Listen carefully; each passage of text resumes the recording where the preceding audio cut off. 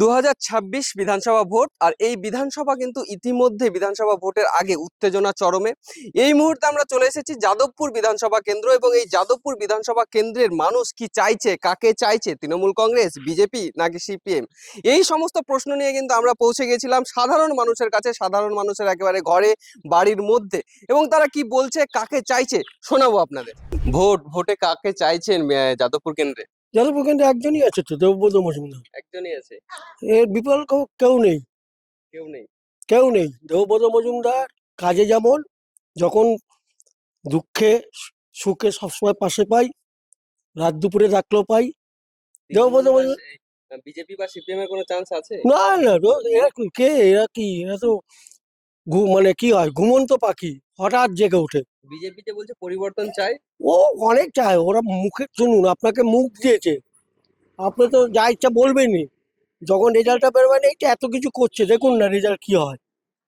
আপনার নাম? আমার নাম শুভ্র চ্যাটার্জি, 96 নম্বর ব্লক, তৃণমূল কংগ্রেসের 247 পার্টের, আমি বুথ BLO 2। তাহলে মুখ্যমন্ত্রী মমতা বন্দ্যোপাধ্যায়? হ্যাঁ, 100 240 ধরে রাখুন, একদম শিওর 240। জয় বাংলা।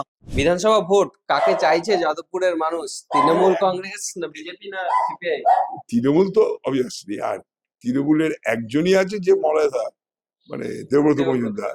সুতরাং ওনাকে ছাড়া তো আমার মনে হয় না যাদবপুরে আর কেউ আসতে পারে বা কিছু করতে পারে, কারণ যে কাউন্সিলর ছিল সেও কোনো কাজ ফাজ করেনি, বরঞ্চ তার সাথে কোনো তুলনা হয় না। সে যখন কাউন্সিলর ছিল তখনও যা কাজ করেছে তার তুলনা হয় না, এখনো যা করে যাচ্ছে। ওইখান থেকে আমরা কাউন্সিলরের কাছে যাই না, কিন্তু ওনার কাছেই যাই, কারণ উনি সেখান থেকে মানে এতগুলি ওয়ার্ডের উনি বিধায়ক হয়েও কিন্তু আমাদের সমস্ত কিছু দেখে।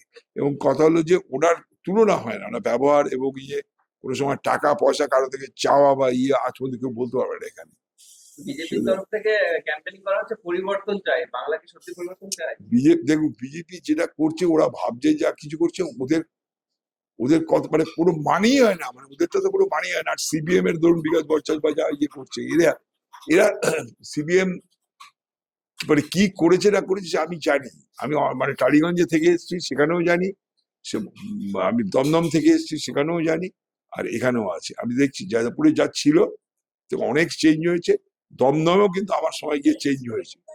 দমদমও একটা সময় টাইমে সিপিএম এর ছিল, সেখান থেকে চেঞ্জ হয়েছে, অনেক চেঞ্জ হয়ে গেছে। বিধানসভা ভোট, যাদবপুরের তৃণমূল কংগ্রেসের প্রার্থী দেবব্রত মজুমদার এবং সিপিআইএম বিকাশ রঞ্জন ভট্টাচার্য, কাকে চাইছেন যাদবপুরে?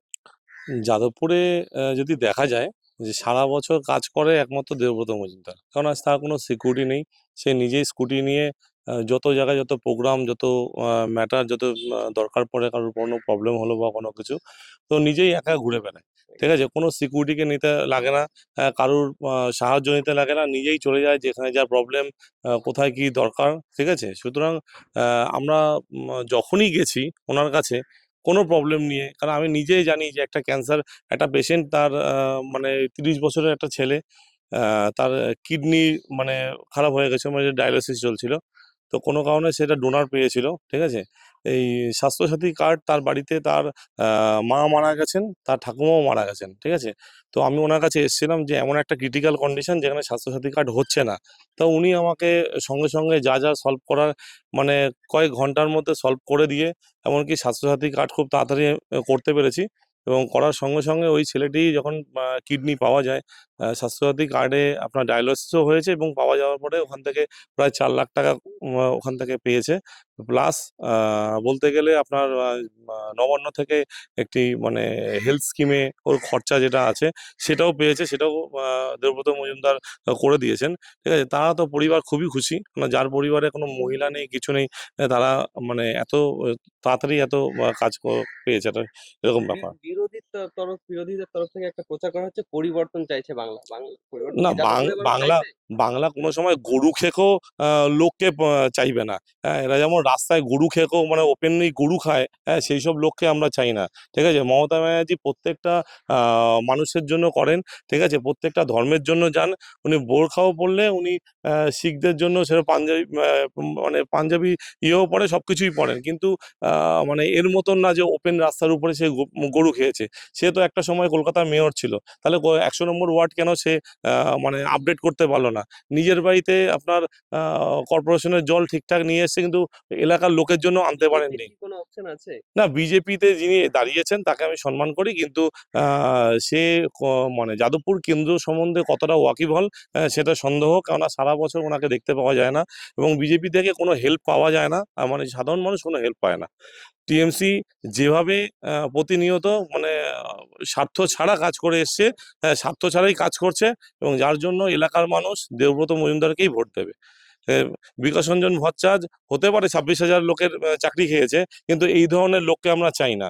যারা নিজেদের আমলে এত দুর্নীতি আছে তা মেটাতে পারেনি, এখন এসে আমাদেরকে বলছে, কিন্তু 26,000 তো আবার চাকরি পাওয়া গেছে, এরকম তো না চাকরি পাইনি, ঠিক আছে, কিন্তু এরকম গরু খেকো লোককে আমরা চাই না।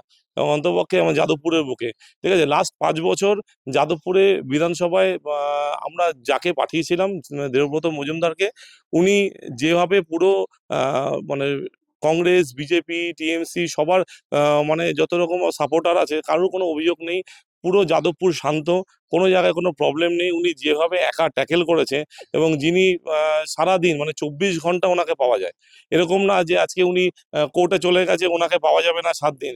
উনি পুরো যাদবপুরে 10টা ওয়ার্ড আছে, 10টা ওয়ার্ডেই উনি বসেন, full time MLA. Full time MLA, এবং ওনাকে 10টা ওয়ার্ডে পাওয়া যায়। কখন কোথায় পাওয়া যাবে আমরা কোনো জায়গায় গেলে পরেই বোঝা যায় যে উনি ওনাকে পাওয়া যাবে, সকালেও পাওয়া যায়, বিকালেও পাওয়া যায়। তো সুতরাং ওনাকে আমরা মানে ছাড়তে চাই না, আমরা 100% চাই যে মানে উনি আমাদের এমএলএ হোক এবং উনি আমাদের মানে ভবিষ্যতের মানে আশা, উন্নতির আশা। কাকে চাইছেন যাদবপুর? দেবব্রত মজুমদার। আবার হ্যাঁ, উনি আমাদের অনেক উন্নয়ন করেছে। অনেক উন্নয়ন হ্যাঁ, করেছে। হ্যাঁ। এবং মুখ্যমন্ত্রী তাহলে মুখ্যমন্ত্রী তো থাকছেই। মমতা বন্দ্যোপাধ্যায়। হ্যাঁ, মমতা বন্দ্যোপাধ্যায়। বিকল্প দেখছেন না? না, বিকল্প দেখছি না, বিকল্প কারণ দেখছেন না। আমাদের অনেক উপকার করছে, আমরা যে উপকার করবে তাকেই দেখবো। তাকে দেখবো। এবারের ভোটে যাদবপুরে কাকে চাইছেন? দেবব্রত মজুমদার। দেবব্রত মজুমদার। হ্যাঁ, যখন ডাকি তখন পাই, যখন না তখন যে কোনো সময়, রাত বেরাত, দিন দুপুর সব সময়। সুতরাং এর বিকল্প কেউ নেই। তাহলে রাজ্যে আবার তৃণমূল কংগ্রেস 100 বার 100 ভাগ 100% হবে।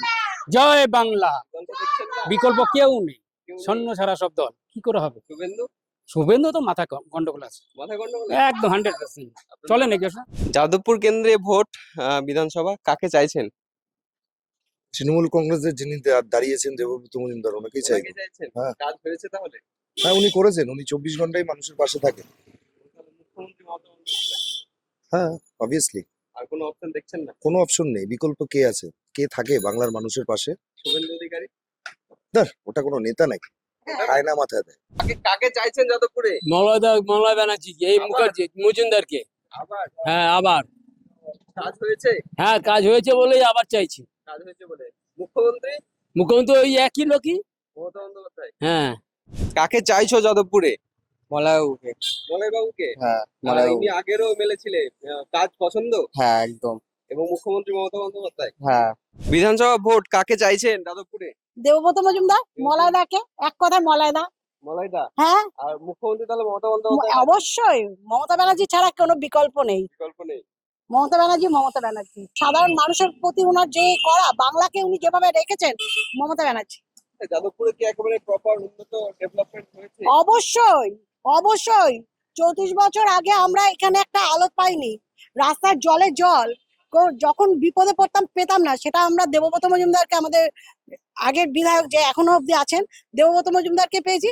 আর এক কথায় বলবো, বারবার উনি যেন আসেন, আর বারবার মমতা ব্যানার্জি যতদিন পারবেন যেন মুখ্যমন্ত্রী হয়ে যান।